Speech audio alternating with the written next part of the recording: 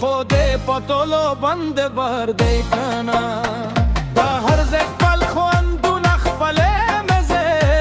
خو به خبر دی کنا خو به خبر دی کنا زنگ چه خرداسه نم خوله ده بسر لگه دا جانان پشنده دلتا بودخ کوله مشوم خوله ده پگله ننگلاره دزمن پشنده